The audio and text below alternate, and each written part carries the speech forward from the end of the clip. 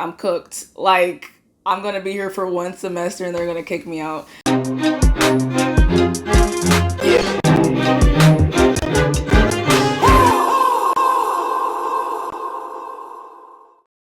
Hey guys, Awkjellybean here.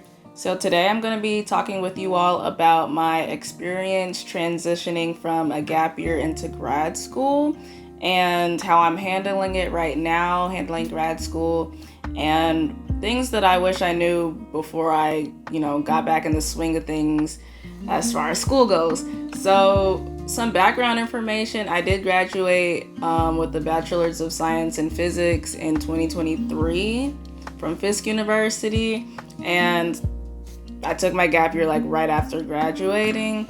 I guess the reason why I took my gap year was I had no idea what I wanted to do afterwards. Like, I had no plans. I didn't apply to grad school or anything. I wasn't really trying to find out where to work. I literally did not know what was going on.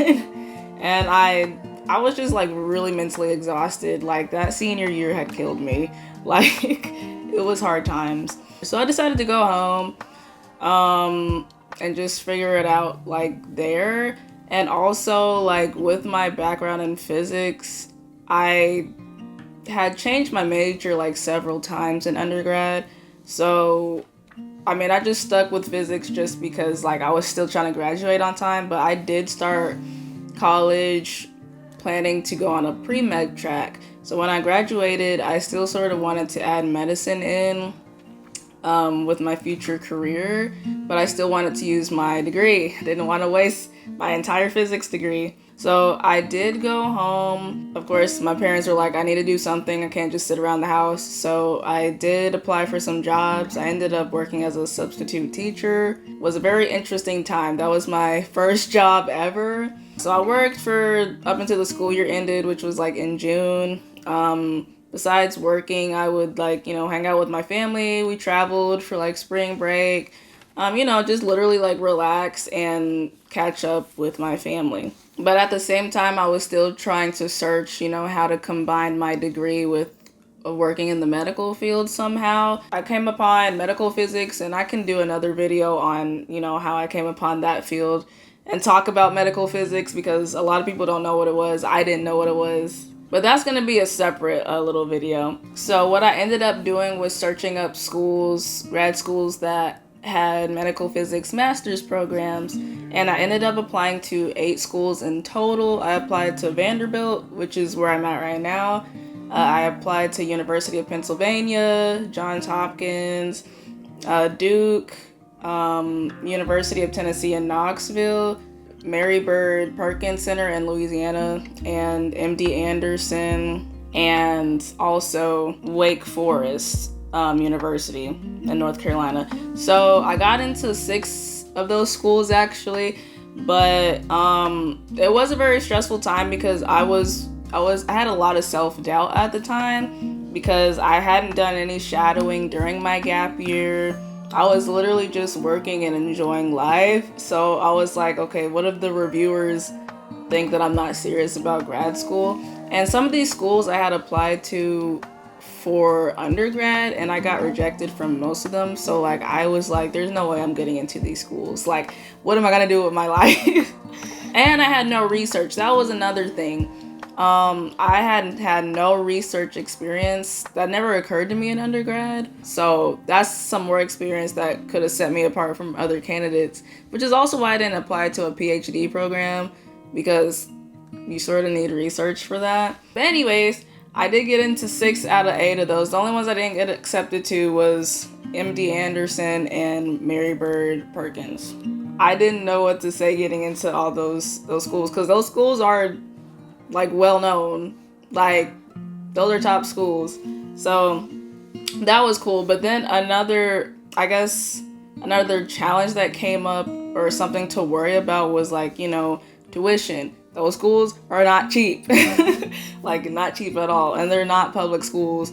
The only one that would have been cheap for me would have been UTK, because I'm technically a Tennessee resident, and I think they're a public school. So they had like in-state tuition and stuff like that. But anyways, yeah, so I was concerned about, tuition. How am I going to pay for it? I never had loans for undergrad because I had a full ride scholarship. So I didn't know how to deal with loans. I was like, okay, can I even go to these schools? And then housing. I don't have a car. I still don't have a car. I didn't have a car. So I was like, okay, how am I going to get from my apartment to the school? So like those were the new issues that were coming up. Right now I am really like relying on loans right now. I forgot what they're called. I know I'm on the Parent Plus, not the Parent Plus, but the Grad Plus loans and the other, I guess, federal loans that cover the tuition. But I need both of them because the federal loans don't cover my entire tuition. I think my tuition is going to be 150,000, 170,000. I forgot how much it was going to be, but it was going to be a lot.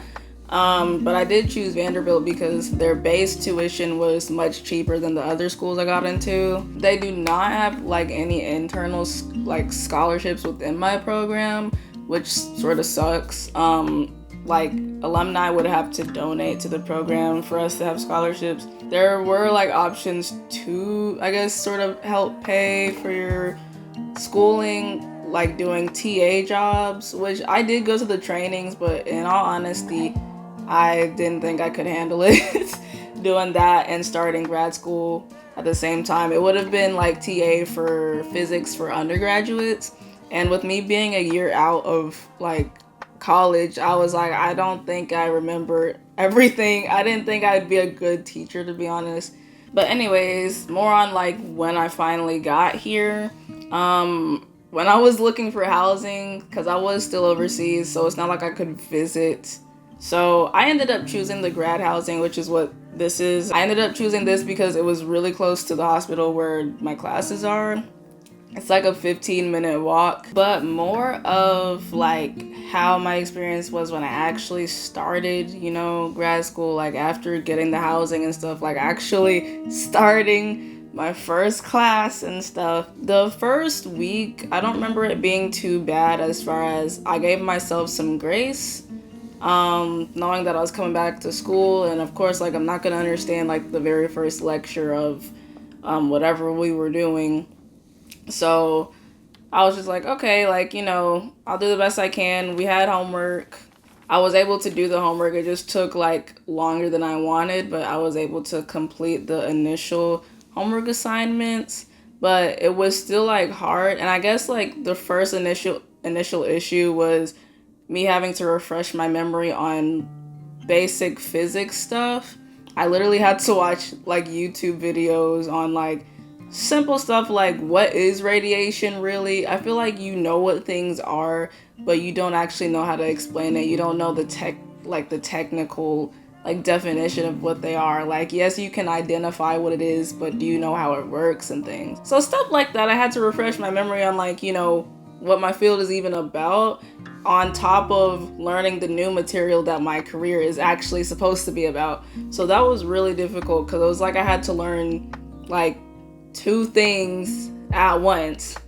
And another really hard issue I had was balancing like work and life, as far as I can get myself burnt out like that. Like I can just get so caught up in school, like I forget to actually, do human things. So luckily I had a really good support system. People reminded me like, maybe take a walk or something. Take a walk was actually a main one because I would be cooped up in my room doing work, and my break would be like going to eat a snack and then coming back to the work not too long after. So I had to learn how to schedule my day so that I can do a good amount of work and also give my brain a break, because it's not really efficient to keep working when you can't even think straight. So that was something to learn. Also, learning how to study. I did not know how to study. I've never been a studier,